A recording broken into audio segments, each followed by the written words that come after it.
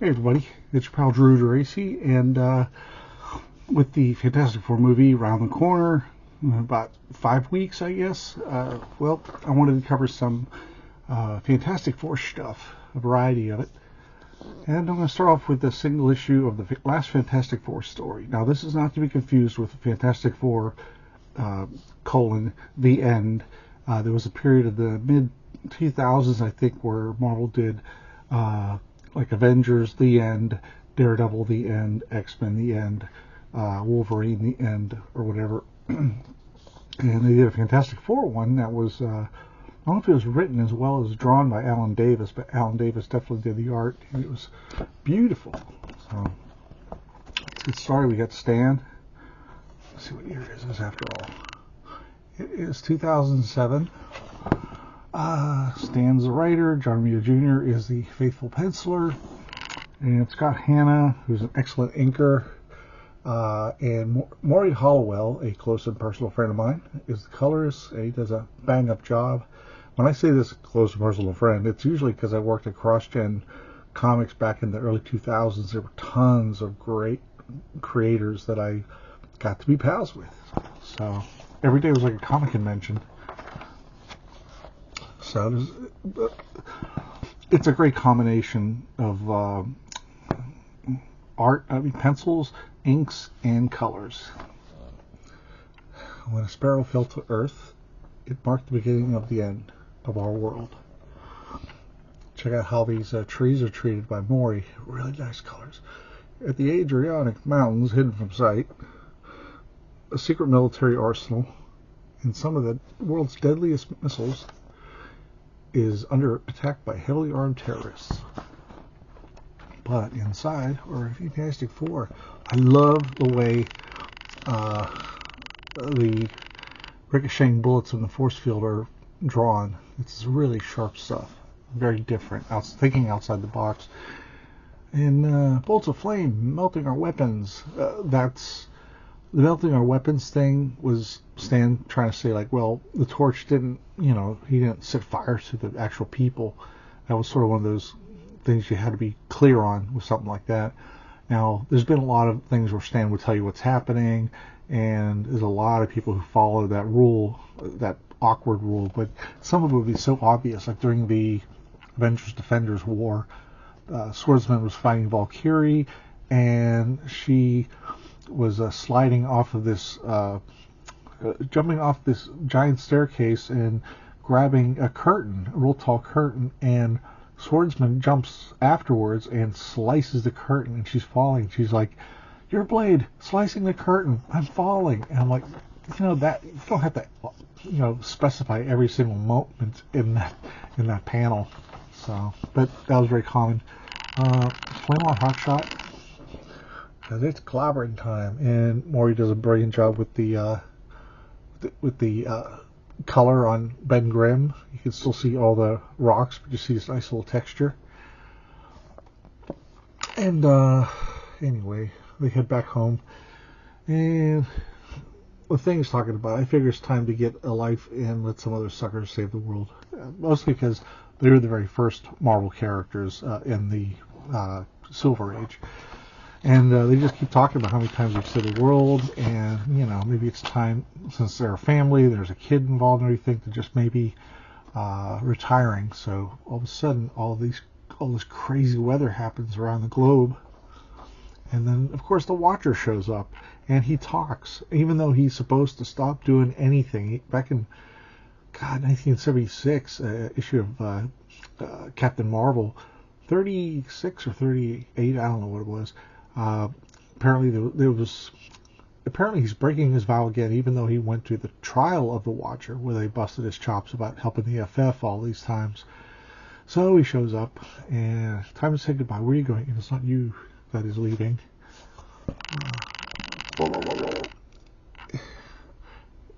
Not I. It is you who are leaving forever. So there's a terrible disaster coming.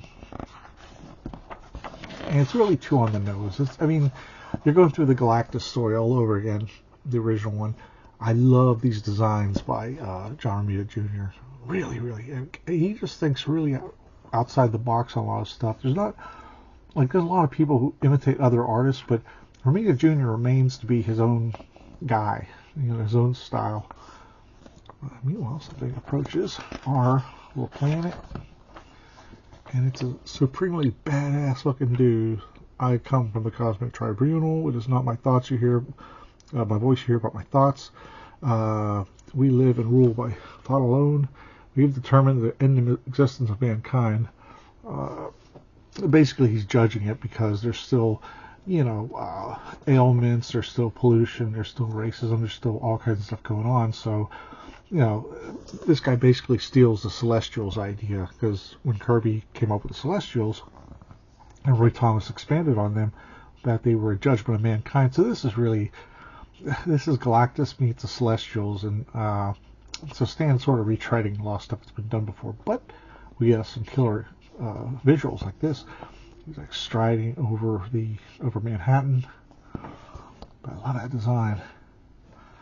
I can simultaneously be in Paris, Moscow, even the Himalayas.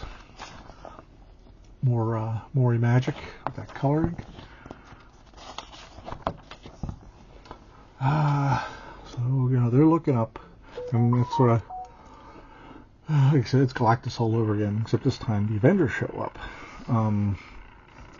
Back in the earlier days of Marvel Comics, it's like not all the superheroes would show up at the same time.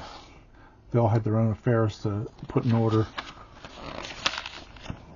So Spider-Man and Daredevil are feeling pretty helpless there.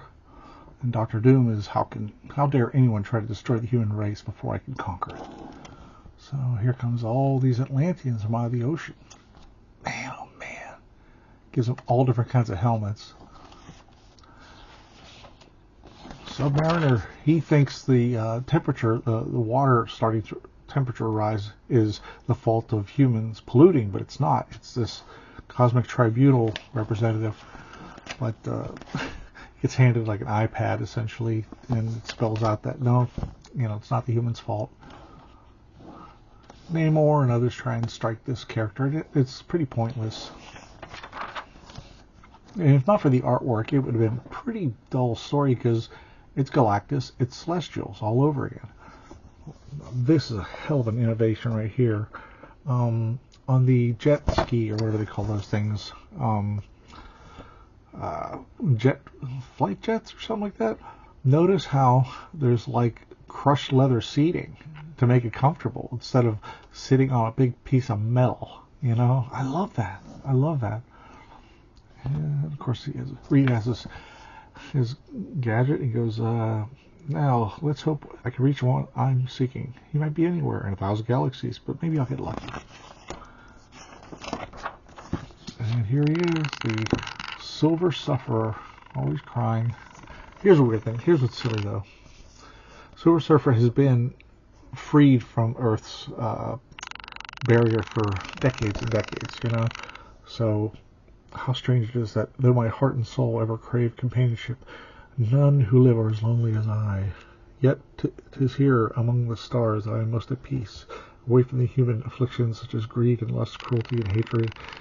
And I'm like, dude, you're free to go anywhere you want. And I like how scrawny, but sinewy the Silver Surfer is. Why is my camera acted up? So he gets the message. It's all down. And shows up. Dr. Doom decides to try to destroy the Interloper. Interloper is a word you don't hear anywhere except for in a comic book. They're doing everything. Black Bolt tries to speak, so we up the stakes a little more. And brilliant light show there. Nothing's happening. People in Central Park are going crazy because, it's like the end of the world. So Spidey manages to stop him. I can't imagine what a pain in the ass it would be to make, for Maury or 80 colors, to make the webbing white on all this black and other colors. But look, who's coming? And it's Galactus. Of course it is. Then state your request. I'm intrigued. And then he goes over. Silver Surfer goes to Zenlot, meets Shalabel. You've returned. So it's like he could have been there the whole time instead of bitching and moaning on a, surfing, not surfing, just sitting in the middle of nowhere. So it goes on and on and on. We've done it. Earth is saved. It was your husband's doing. He asked Galactus to send the Surfer to find the one warrior race that could destroy the Cosmic Tribunal. The Surfer succeeded. He found the Decimators. So now we get some new cosmic characters. Being mindless. Okay, they're impervious to mental power, but that they know the Tribunal exists. They'll penetrate the mental defenses like sword through smoke. Sword? So what happens is, the Decimators are killing the alien people, the aliens who are, the aliens, us. The other race that has sent their tribunal.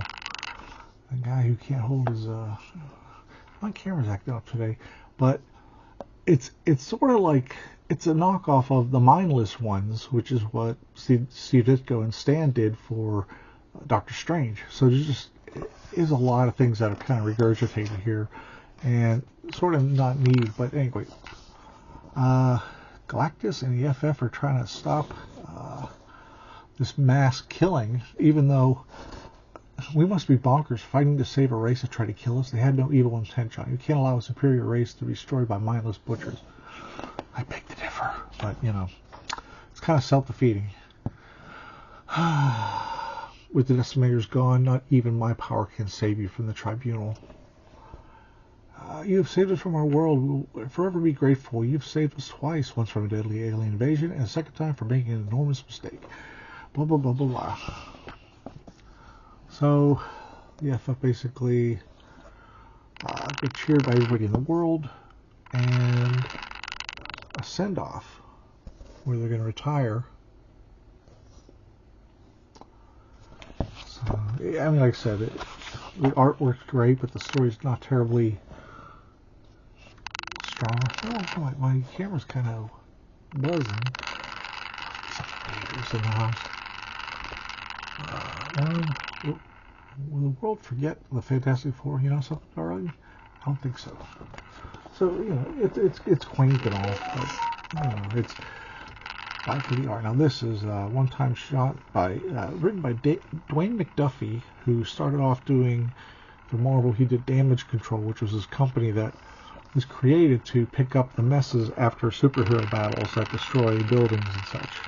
This cover's by Leo Francis Yu. I'm probably not pronouncing his name right. He was very busy during this time. Dwayne McDuffie died very young, and he had also co-created Milestone Comics, and he wrote the FF for a while when Reed and Sue were gone, and the Black Panther and Storm became members, and that was a really cool. Paul Pelletier did the artwork, really nice stuff. So we go back to the early days. This is from the point of Reed Richards. He goes, "Hey, my name's Richard, this fella, Reed Richards. That is no concern of mine." Of course, he already knew who he was. I knew him only by reputation. Reed Richards and Victor Von Doom, the two scientists' minds in the world. I was pretty full of myself in those days. A trait I found unforgivable in others. Aren't you carrying this mad scientist bit a little too far? Men always think they're superiors to be mad. To be fair, there was an excess of ego on both sides of the room that day. I've said enough. I shouldn't have prodded him, though he had less of a sense of humor than I did. So he does this stuff, get ready for the witchcraft and the science combination. Wow, he's been experimenting with matter transmutation, dimensional warps. This is pretty far out stuff. And he goes, it was revolutionary stuff, truly brilliant. If I had not acknowledged that at the time, maybe he would have listened to me. Maybe things would have turned out differently. Instead, I had to be the smartest guy in the room. Hey, you should double check your equations. Give me that. Out. So we know that origin story, which is friggin' amazing. So, My Dinner with Doom. Glenn McDuffie, Casey Jones on the art. He's a really good artist. I don't know, he's probably doing animation now like everybody else. Vince Russell, who I like his inks a lot. He did the first year or two of Thunderbolts, I think, over Mark Bagley. Let's see. Because a slightly arrogant teenager who grew up to be the finest man I've ever known, and Doom is, I know, Sue, a dictator who would be world conqueror who has repeatedly tried to kill me and my family. There's more, whoops. Oh, I'm sorry about this. My camera. I don't want to start over them. What's less likely than Reed Richards and Victor Von Doom sitting down over supper? My Dinner with Doom. You look like James Bond. Appropriate since you insist on going to a bad guy's house for dinner. Seriously, whatever guilt you feel about Doom's accident, not about his accident, I feel guilty over the secret little thrill I got from proving myself smarter than him. So it takes off. It's supposed to be an annual thing, but this is the only time it happens. Not to be confused with the annual time of the year that Dr. Doom tries to rescue his mother from Mephisto. That's at the Midsummer Night, I guess. Welcome to the Embassy, Richards. Come in. Don't hesitate. Your safety is guaranteed today. So swears Doom. I love the marble effect at the bottom there. What is this color? I gotta look real quick.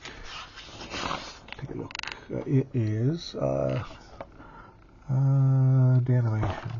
Danimation. So it's giving us that. I've declared today that Liberian national holiday, the Rapprochement Festival, indeed, and appropriate for my mother's forgiving spirit. This is a holiday where the East Liberian is required to reach out to someone he has wronged, and I now reach out to you. How can I refuse? It's pretty wild. Boy, that's great stuff. Haydn, quintet, and F minor. Sorry about my camera. I'm really on a roll. I don't want to start over. Opus 20, number 5. I've always found the most introspective of his compositions. Setting the mood. Care for some wine? I don't think so. To Rapprochement. Talks him into it. Thankfully, Reed doesn't get knocked out.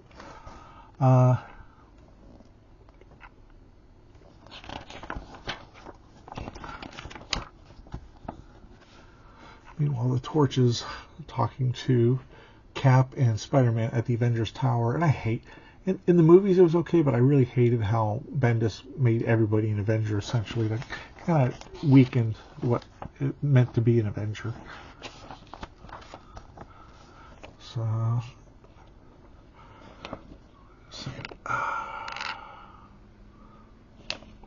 they start.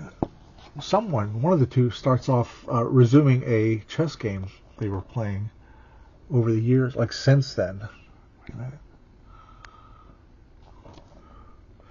In that case, I can't think of what that term is. Here we go. In that case, BXD3. What?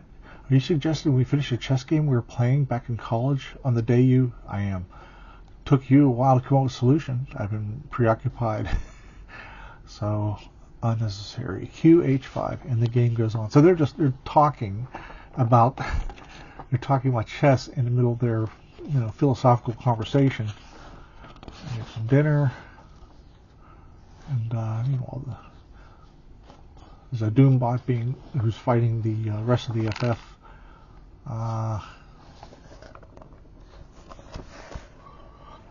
BF5 check, double check, Press of Richards, KE5, blah blah blah. So we go on. And it seems kind of corny or weird, but it flows nicely. So my response is BXE7, checkmate. Damnation, I concede. Has there ever been a bad drawing of Dr. Doom? He's just the coolest character of all time, in comic books specifically. So, but today, as you say, is a day of rapprochement. And he finds a little locket. My mother wore this every day. This changes nothing between us. I think it does a little bit. Same time next year.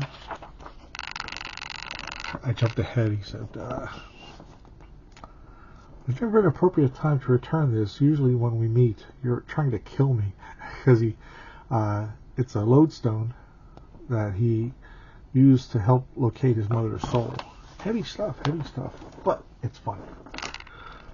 Fantastic Four: A Lost Adventure. This was basically issue 102 that was supposed to be published in Fantastic Four 102, but it got rejected by Stan, and eventually it got cut up and published in issue 108, which happened to be the same month as New Gods #1 from DC. So it was sort of like a, hey, we'll have a Kirby book since he still has a name come out. But you know what? I could see why the original story was killed, because it's just not that interesting. Let me jump ahead. Let me jump back a moment. Like, this is the next to last issue that Kirby did, and it's basically like the mob getting one over on the Fantastic Four. And I talk about this all the time. Alicia Masters is always, they never get her hair right. They never bothered to. She's a brunette. She's a redhead. She has strawberry blonde hair. She has blonde hair. Like, they get hers right all the time. And at this point, Kirby's always having fun with the opening, because Ben's just such a great, unique image. Until this new Fantastic Four movie, he has never been done right in the movies, and I didn't think it was possible, but the thing looks good. I'm jumping back a touch. It's Marvel Mania. I remember I had this comic like years later, and I kept wishing I could get this stuff, but I knew it was too late. So it's basically a bunch of mafia types that they're dressed up in these super suits, and it's real uninspiring. It's basically gangsters taking on the F, and they almost beat them. So you could tell that Kirby wasn't really into it this time. It's been said that the last year Kirby's work on Thor and FF, even some villain issues, he wasn't going to give away any new characters. His wife Roz was being very protective of him, because Jack wasn't. He had lost the Silver Surfer because he had done it. He created Silver Surfer, put him in Fantastic Four #50, and then Stan took a shine into the Silver Surfer, so to speak, and came out with his own series with his own take on Silver Surfer, John Buscema, and that really was upsetting to Kirby, because it went totally against the reason he brought him. And it's like, Kirby's like, I brought him in the first place. Why are you hijacking my character? And I did an episode before how the Silver Surfer series really sucked. It was just a bunch of long-winded,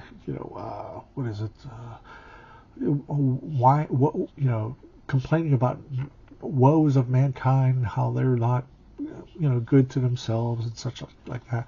So this issue is actually really mediocre. And, I mean, I know it's Kirby and all that, but the last thing he did original for them was issue 93, was the end of the Skrulls, doing their 1930s mobster kind of storyline. That was it was a planet where they looked like mobsters. It was taken from a Star Trek comic, and Torgo was one of these slaves, along with the Thing, who had to fight each other to the death, or this huge cannon would like blow up their respective planets. It's pretty intense.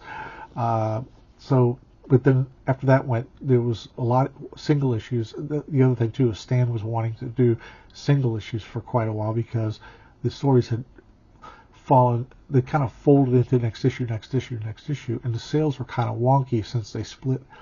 Marvel split the split titles. Like Nick Fury had his own book, Doctor Strange had his own book, and sales were just getting weakened because there was so much more product coming out, and the quality control was a little off. And at that time, Stan probably wanted every issue to be someone's first all over again, kind of going later on. Jim Shooter would say that, but he basically, Stan's edict was like, okay, every issue is self-contained. as far as they could go. Like FF was, they had 3-4 years of continued stories. I get that. So, but you could tell Kirby was just kind of, I hate to say mail it in because that sounds like I'm diminishing him, but he was ready to go to DC. So you do what you can, and he was still head and shoulders above most other artists. But this was a rejected story, and I think it was a good call. This is like the grossest ad ever for Ballpark Franks. It's like, who thought of that? And that looks like a young Gary Busey. I don't know. It's very disturbing on multiple levels. So what happens is the book it had disappeared for quite a while, and 38 years later, it got reconstructed to the best of everybody's ability. Ron Friends helped. He does a great Kirby style. He's a variety of styles. And then there's the pencils from John Morrow, who is the Jack Kirby collector since 1994. I got it when it was just this little 7-page pamphlet. And it actually shows the book that got chopped up and used as FF108. Molly Laser. A few times I worked for Marvel, I worked with her mostly, and that is like the coolest name ever. I just picture, I picture this, young woman on this, on Mars with this like really cool sci-fi gear and like, one of those laser guns. But Molly Laser. But then she got married, had to change her name. I was like, oh man, I would have kept it. So it starts off with a pretty basic story. Chris Sotomayor is the colorist. Art Monkeys, which is David Lapham and a handful of friends. Joe Sinnott's back on the inks. First time he's inked a Kirby book in a long time. I mean, decades. Well, actually, no, except for covers in the 70s. This guy Janice comes out.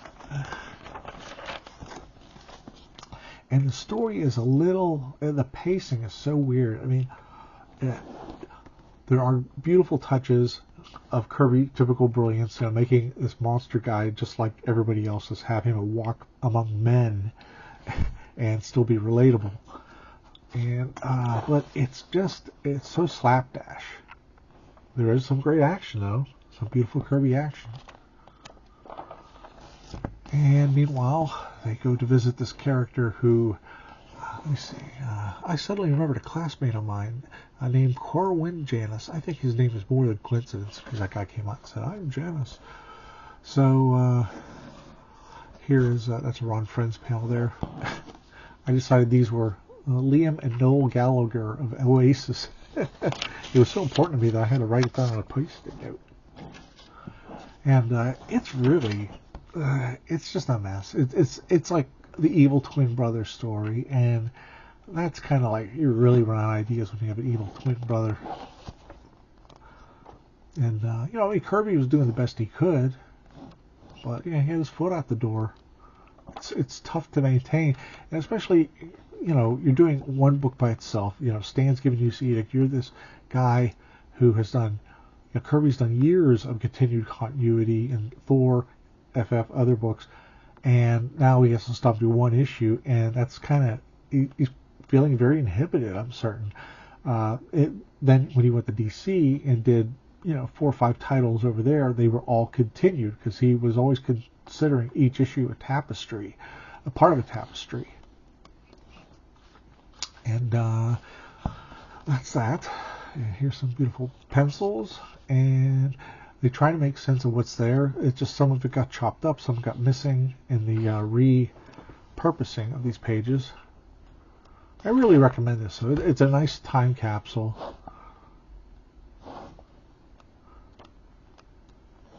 And this is the actual issue that came out. John Buscema took over. John Romita did a few issues between Kirby's last and John Buscema's new issues. Very sensational, very hyper. And it's weird because like Kirby's last couple years on the covers were very quiet and very it was like a beautiful portrait with like one big title on it. So Mystery of the Negaman. There is I had a teacher called Mr. Nega, so he's a pretty cool guy. Back in what, 4th grade, 6th grade. So Stanley and Jack Kirby, and then new stuff by John Buscema and Romita. And this story isn't much better, but it is continued. And it's all rearranged. And this is John Buscema doing his best Kirby there. And John Buscema face there. Pretty cute. It's cute. It's cool as a novelty, but it's not. I can see why the story was rejected. I know a lot of Kirby fans are probably like, "Ugh, Drew, you're such an a-hole." But no, I'm not. I'm not a pro Stan, pro Jack. Both those guys have their own backstory to why they were the way they were and how they interrelated or didn't relate. But they did produce a ton of great comics, though. So, that's neither here nor there. This is a brief time where Ben Grimm can change into the Thing on and off. I got another page of that. Jumping back. And it's like, oh, there's Romita right there. And all of a sudden, Ben Grimm's belligerent. This is like the issue after he got the ability to change back and forth, and he just turns into a real dick. And there, he's getting angry and sort of hulking out. Is that a negative zone? So, but let me go back. This is what became the next issue, replacing that 101, or The Lost Adventure. There's a Jarmita cover, and it's the last Kirby published book of the Fantastic Four at that time. I love those crazy Kirby sweaters and stuff. They really should come out with a line of clothing based on Kirby's designs. She's holding his nose open wide. He is getting cough syrup because he has the flu. He's like, oh, that wasn't so bad, was it? My opportunity used to give me a jelly bean after I took my medicine. So here comes a big old sneeze. I love this panel. And again, Kirby's genius. It starts off here, it takes you across the room, and it takes you to the foreground. It's a camera. It's like a camera sweep. What's all the commotion here? Sue's trying to get the baby to sleep. Speaking of babies, did you ever try to get Bashful Benjamin to swallow his medicine? Pick, pick, pick, all day long. Everybody picks on me. So, and I don't know if it was a Kirby thing or a Stan Lee thing, but Magneto and Namor team up. It's very odd. It's an odd combination too, but it would have been interesting to see how it finished with Lee and Kirby Marvel Mania posters.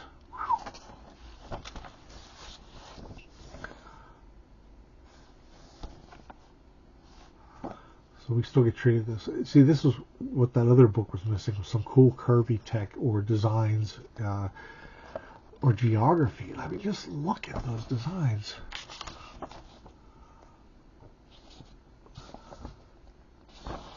It's like, oh, those surface meant this and that to you.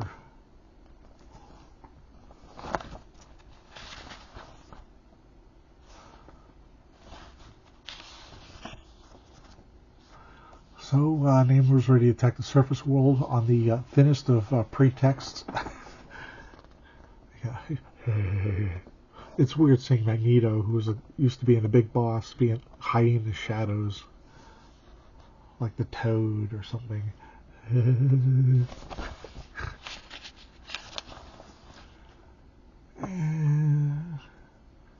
This means war. Don't miss next issue. Well, imagine the shock.